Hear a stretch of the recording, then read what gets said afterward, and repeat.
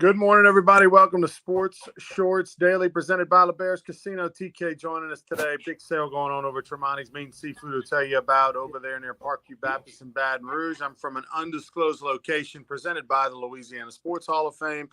And, of course, all weekend long, they'll be rocking and rolling. You get to the window over at LeBears Casino and bet in their sports book. No LSU this week, so you got to go get your fix with all the other games. A lot of good ones. Big topics, of course, the World Series starts tonight. The Michigan story keeps getting underway. NBA is rolling. The Pelicans 1-0. They play at home tomorrow night. They play Saturday night against the Knicks, Monday night against the Golden State Warriors. Tommy, let's talk Michigan for a second. Let's go there. This story is bizarre. Everybody's weighing in across college football. It looks to me like, Harbaugh got a suspension earlier this year, missed the first 3 games for, tampering and recruiting. This one, I think, is going to probably get him even longer suspension just because, once you're a first-time offender, usually they slap you a little harder the next time, and it's just right on the heels of that, where one of his staffers, of course, he's claiming he doesn't know anything, which is BS, right? But it's proven, it's looking now that like this has been going on a while. This is going on in numerous stadiums. Michigan didn't really try to hide it, quite frankly, from the the video recorders and some reports are that he's wearing Michigan gear in the stands and all this kind of stuff. I want to get to, it's a rule. You can't travel staffers to another ballpark, another stadium. You can't whip out a camera. You can't record the signals. But to me, it's a silly rule, right? I mean, for you and I are baseball guys, for 150 years, guys have been disguising signals, changing signals as pitchers and guys in the dugout, coaches in the dugout. You have multiple different kinds of sets of signals. Nope. Everybody tries to crack signals in baseball, and it's kind of looked at as a badge of honor if you're able to do it.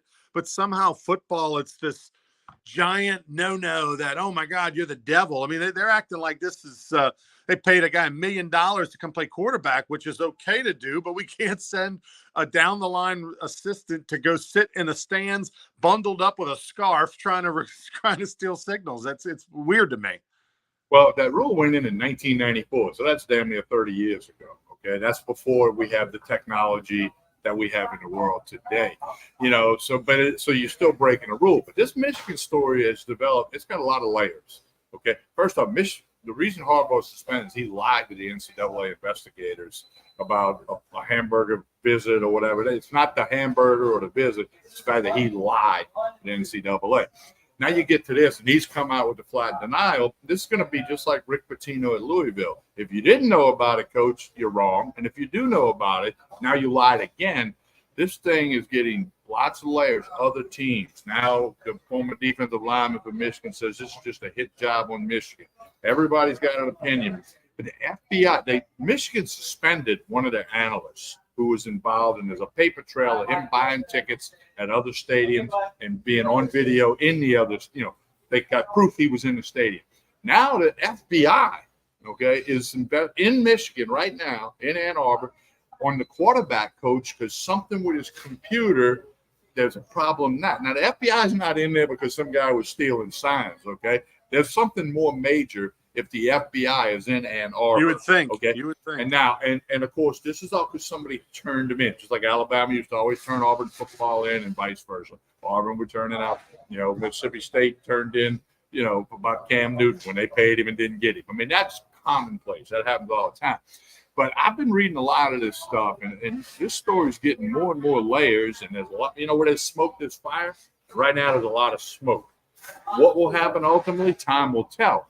But, man, it's just, Nick Saban and Ryan Day have both come out and said we need to do like the NFL, have the speaker in the headset where you go, hey, power I right, 36 wham, whatever you want to call, and give the defense guy. They got the money to do that. That's not the issue, especially the Power 5 conferences. So I don't know what this is going to lead to. But, again, you got nobody that runs the NCAA. They're a ship without a rudder. And then you got nobody in charge of football, which we see with NIL and transfer portal. Ronnie, this is a mess, and it's going to boil down to if Harbaugh lied. Harbaugh left Stanford because he was about to get busted for cheating out there. Went to the NFL, and then that kind of went under the rug. Now he's back at Michigan. Remember about 3 or 4 years ago, he went and practiced down in Orlando at that IMG Academy, which wasn't breaking the rules, but it was pushing that envelope right to the edge of the table before it fell off. So, I mean, I don't know. You can kind of assume this guy, he might not be the straightest cat following the rules across the board and then commenting about it. He should have just said, I got no comment. There's an investigation going on. Because if he lied again, he ain't coaching college football no more. What's weird to me, Tommy, is the priority list, right? We prioritize. I mean, that like the way this is being talked about in the national scope, where they're interviewing Nick Saban and they're interviewing all these coaches and former players and getting everybody's opinion, they're acting like something horrible happened. We're talking about sending an assistant to an away game 300 yards away in the stands, watching the sidelines and trying to figure out signals. Okay. First off, good luck if you can even. I was the worst at that. There were certain guys on the team that were really good. I'm not a good code breaker kind of guy, but every baseball team has like one or two guys that are really good at catching the other team's signals. I was not that guy. Well, I had 2 upperclassmen taught me how to do it, and I've taught other people. I mean, we're not going to bore people with it right now, but one day somebody want to drink a beer with me, I can tell you how to crack baseball signals, and I'm pretty damn good at it. So, because I learned from some guys that were great at it. And nowadays, who used to be really good at it was Rick Jones, the head coach at Tulane. Yes.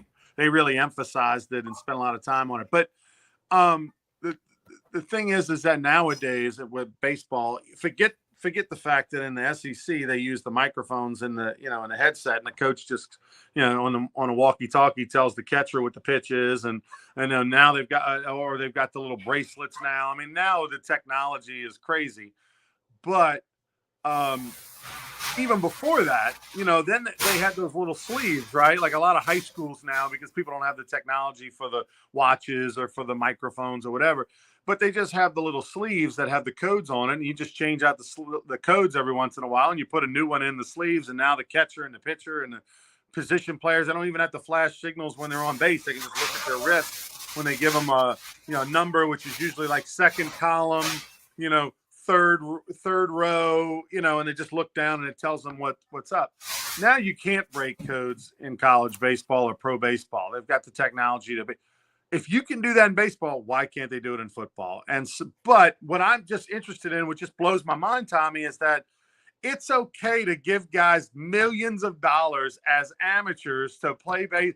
We'll give you a car, we can offer you housing, we can pay things, but God forbid you send an assistant coach on the road to try to decipher signals. I mean, it's weird. Well, Utah gave all 85 scholarship players a brand new pickup truck, which was worth $80,000 each, and they gave away 85 of them. Okay, that had the Utah logo, on it or whatever.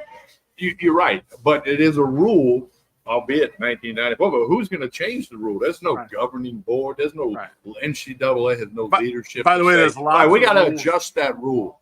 There's lots of rules on the books. How many times have they actually implemented them over the years? Well, that's the other problem. But see, this is clearly because somebody has turned Michigan in. It's kind of like the LHSAA. They got guys that go out and check resident things and academics. There's things that get checked. They have a staff of former coaches that do that for the LHSAA.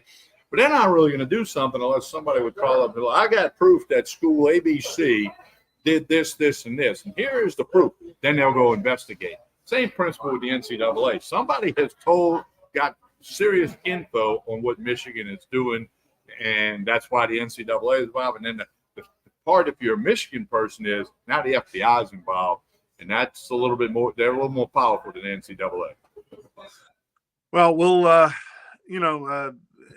to me, it's an easy fix. I don't think it doesn't happen this year, but I would expect next year you're going to see communication in the headphones and in the helmets, and probably some sort of rule where if the home team is using the technology, you have to provide it for the visiting team, type of thing. And if you don't want to do that, then you can't use it. But for the Power 5 schools, it's a no-brainer that the technology will be put into the helmets for next year. All right, let's move on to no LSU football. Sort of strange off week this week. What's the big game, I guess, that you're going to be paying attention to with no LSU football this week? Oh man, that's a good question. There's a couple of decent SEC games, but there's nothing earth-shattering, no big-time top-ranked teams. Now, one that LSU fans should pay attention to would be Ole Miss. They're huge favorites against Vanderbilt. In all likelihood, they're going to win. But if LSU wants to be in Atlanta, somewhere along the line, they need Ole Miss to lose and obviously take care of their own business. Now, Ole Miss is Won't be 24, this 24. week. Yeah, they're 24 and a half point favorite against Vanderbilt. So you would think that ain't going to happen, okay? But, so you want to keep a quick eye on that one in case it's close in the second half. Then you pull it for Vandy to knock off Ole Miss. Other than that, I mean, you got Utah, Oregon. That's a big one out west. So you got some interesting games going on, no question about it. But it's I've seen this every year. When LSU has the open date, the attention to college football in Baton Rouge and Louisiana just kind of tends to drift a little bit. Of course, you got the World Series game one tonight, and the NBA's rolling, hockey's rolling. So I mean, there's lots of choices. This is a month where there's tons of choices every night. As far as games that I'm interested in, obviously Oregon Utah is the premier game of the week. I'm interested in Tulane and Rice. Rice is got a winning record. They're a little better team than you think. We think of Rice as just this terrible team, but they're not bad this year. Tulane's having a dream season again. Their only loss was to Ole Miss, where they were winning at halftime at home. So can they keep it going? Tulane's been playing well, but they'll have a little challenge on the road at Rice, and so curious to see how they do there. The other one is Colorado. The Buffaloes didn't play last week. How will they bounce back? Remember, this is the first game since they blew the 29-0 lead to Stanford.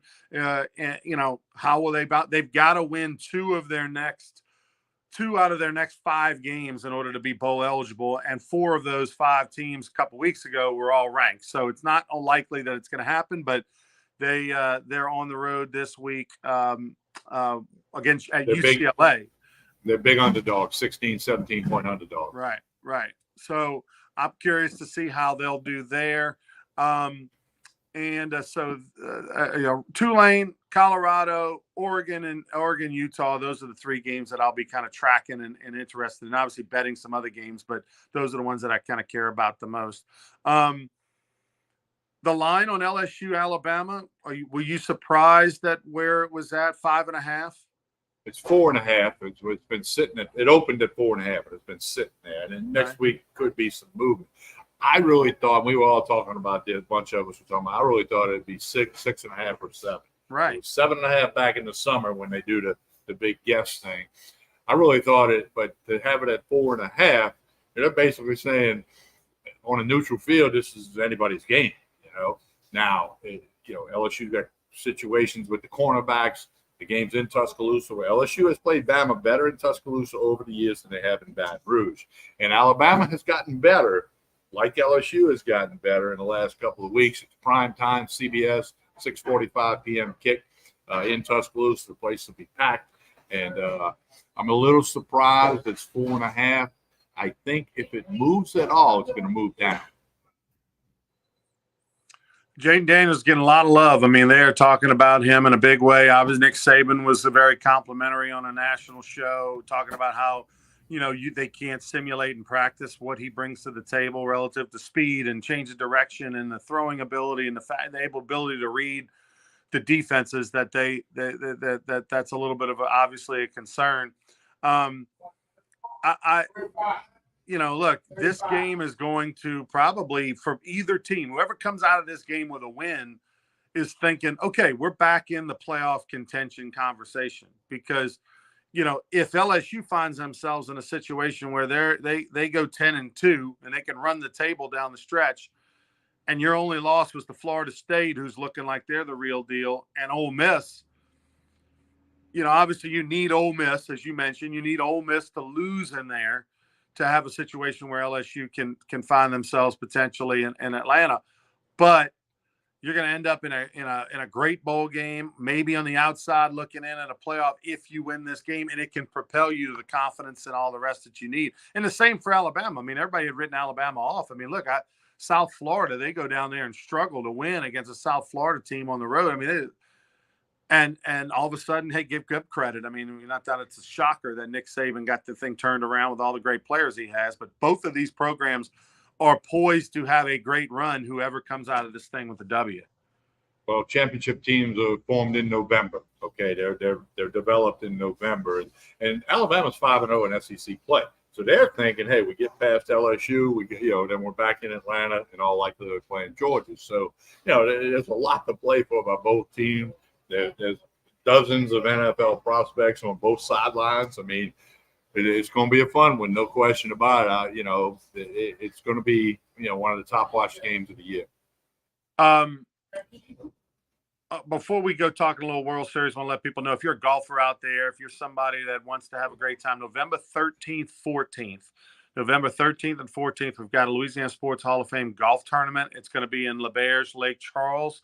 Going to be in the Chuck. The 13th is a Monday, so from 6 to 9 p.m., we'll have a big pairings party at the Barstool Sportsbook inside LaBerge, Lake Charles. We'll be watching Monday Night Football, by the way, McNeese is going to be playing at home in the same city that our event is, Lake Charles, their first basketball game of the year. And you know who won't be on the sidelines? Will Wade. He's going to be suspended for the first 10 games of the season, so he'll probably end up at our party. But, that's going to be going on November the 13th, Monday from 6 to 9. And then the next day at noon tea time will be the celebrity golf tournament. We're going to have folks like Jenny Finch, the all-time great softball player, Susan Jackson on the Mount Rushmore of LSU gymnastics. Kevin Gosman's going to be there, two-time All-Star, Major League pitcher. Andrew Stevenson's going to be in the house, Minnesota Twins player, Kevin Falk, you name it. So it's going to be a great event. Come on out. Go to lasportshall.com. You can get tickets to the party that Monday night, or you can do individual golf teams, 4-man teams, 3-man teams, you name it. Go to lasportshall.com. Check it out. World Series. The television folks and MLB cannot be happy about the Rangers versus Phoenix Suns. We know these are two giant cities, but on the national scale, the Arizona Diamondbacks do not move the meter. The Rangers, if you're going to have Houston or Texas, you'd rather Houston. I know for you, it's special you're being a Rangers fan. And for a true diehard baseball fan, it's a Cinderella story, 2 wildcard teams that backed their way into the playoffs. But this is not good for baseball from a standpoint of ratings and national attention and all that. I agree. I mean, as you said, 2 wildcard teams. And this is the lowest combined win total for the regular season. And the regular season wins for Texas and Arizona, the lowest ever in World Series history, to have both of them. We've had other teams, with 83, 84, the Cardinals, I think, did that and get to the World Series. But, for baseball purists, it's something. Here's the problem. Nobody knows Arizona. I mean, Ronnie, I'm watching their series against Philadelphia, and they're running guys out of the bullpen. I'm Googling the guy. Like, wait, did he play college? Did he go right from high school? I never heard of him. I didn't know if they were right or left-handed until they started throwing. Now, I know the Rangers because I follow them, and I think that's typical. And I follow baseball a little more than some people. I think that's typical across the country, Arizona, and I mean, most of their games are on real late. People on the East Coast might not even know they're nicknamed the Diamondbacks, because they call them the D-backs and the Snakes and all that. But it's the Rangers are heavy favorites both in Game 1 and in the series, and both teams got the aces going tonight. Game 1 tonight, Game 2 tomorrow night, Sunday travel day. So I'll be paying attention, no question. All right, tell us about Game 1 matchup and your takeaway. Who you think is going to win tonight? Well, I think the Rangers will win. I got them on the run line, minus a run and a half. They got Nathan Eovaldi throwing. He's been brilliant in the postseason. Pitched in the World Series for the Red Sox 2 years ago, even though he didn't start a game in that series. Arizona's got their ace, their go-to guy, Zach Gallen. He's been their ace all year long. His numbers are damn good in comparison to other people. And the game's in Texas, So, they haven't been to the World Series since 2011 when recent Louisiana Sports Hall of Fame inductee Ryan Washington was the manager. They went back-to-back, 2010 and 11. Kind of let one get away from them against one of the teams. But no, so it's exciting for the Ranger fans. And, Rangers spent a lot of money, like the Padres, but the Padres, they're playing golf. Rangers spent a lot of money. Arizona's built from the farm system up for the most part, not every player. And I think you gotta lean on Texas for the value, even though it's minus $1.70 tonight, minus $1.76 to win the whole World Series. And of course, everybody's predicted 6 games, 7 games, whatever. But you play one game at a time in the World Series. I was talking to Todd Walker a couple days ago, and we were talking when we weren't talking about pickleball, which is like his favorite topic to talk about. He's a pickleball freak, loves it and plays it. Has a good friend who's a pro. But when I was talking to him about baseball, and we just both were shaking our heads at the Philadelphia Phillies. They spend all this money. They're 2-0 on the series. They're 3-2 going home for game 6 and 7. Just got to win one, and they don't get it done.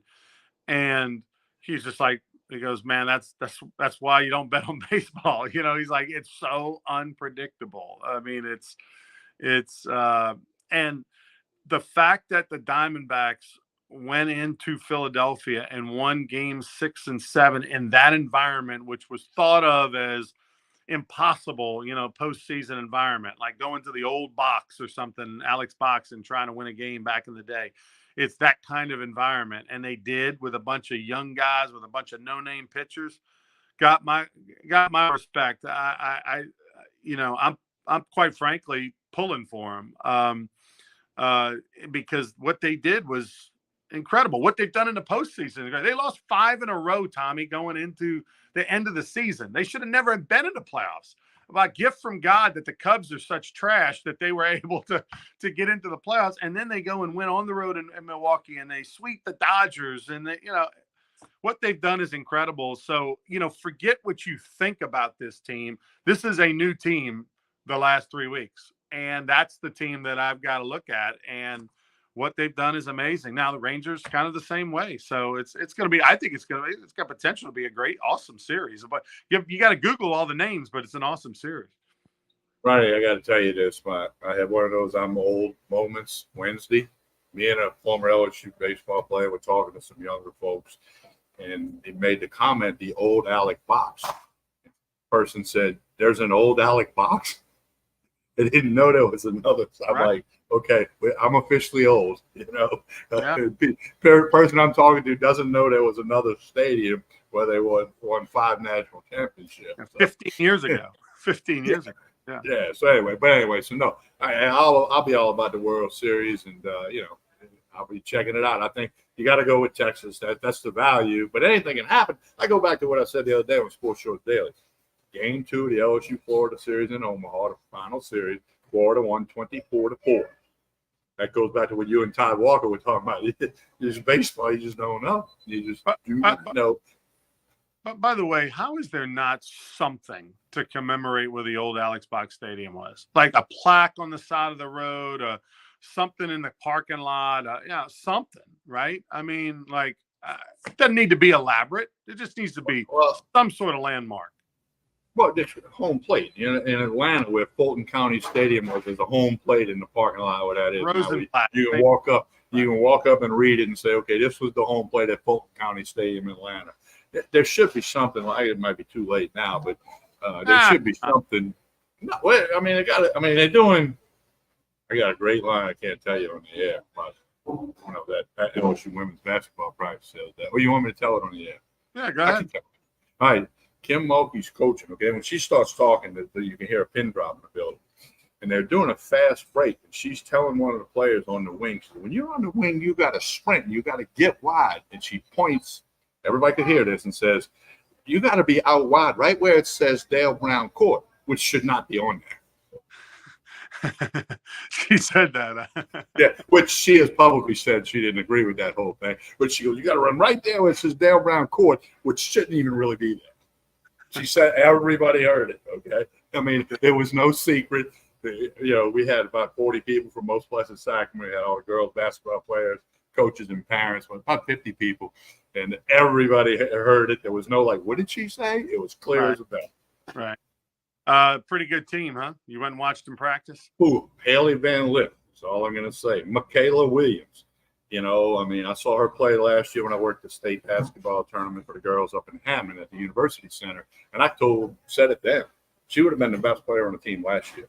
Now, she's the best shooter. I don't know all the other things, but Haley Van Lith, point guard extraordinaire, leader, you know, the whole bit. I mean, I watched 2.5-hour practice the other day. It's not like I walked in for 5 minutes and checked it out and then left. I mean, we sat in the 2 rows from the floor the whole time. So, yeah, and they won a big 99-26 last night. They won an exhibition game against East Texas Baptist University, where, you know, who plays there? Who's that? Ruru plays. Ethan Brister plays there. Oh, Ethan's over there. He switched to, yeah. So anyway, so it was all good, but that's what Kim Moe said. That shouldn't even be on the court, she said. All right, Ronnie, tomorrow we got radio. Let me get this up here. We'll be at the Most Blessed Sacrament Fair live from 10 to 12. They got Press One for English playing out there tonight, free to get in. Parish County Line tomorrow night, free to get in, 7 to 10 p.m. Most Blessed Sacrament Church is on Jefferson Highway, right next to Woodlawn High School. You look behind the church, you'll see the fair and the school, plenty of parking. So I'll be out there all 3 days, obviously. We want people to come check us out on the radio from the fair. We got a couple of special guests will be on, so we want you to do that. All right. Well, looking forward to it. I'll be buying the all-you-can-ride wristband, you know. And Ronnie, I got 2 things. Tremonti, see this pumpkin in my hand? Yep. I got a big pumpkin on the other side of the room. If you come in here and guess the weight of the pumpkin without going over, not this one, this is like 10 ounces, the big one over there, you can have a chance to win a free turkey for Thanksgiving. Okay? Nice. But the story for today and tomorrow, 20% off every wine bottle, vodka, bourbon, whiskey, tequila, scotch, rum, every liquor bottle in the building, 20% off. Doesn't matter if it's top end stuff or not, hot top shelf stuff or not. Big sale. It's today till 6 p.m., tomorrow till 5 p.m. And here's the thing, load up for your Christmas gifts, your office parties. You're having a bunch of people at the house on Thanksgiving. Get all the wine and liquor you need through the holidays. It can be gifts for the neighbors, gifts in the office. 20% off every single bottle at Tremonti's right here on Jefferson Highway in Baton Rouge. All right, he's Tommy. I'm Ronnie. Tune in tomorrow morning. We'll be 10 to noon on 104.5 ESPN Baton Rouge. Have a great day, everybody, and please like and share this video.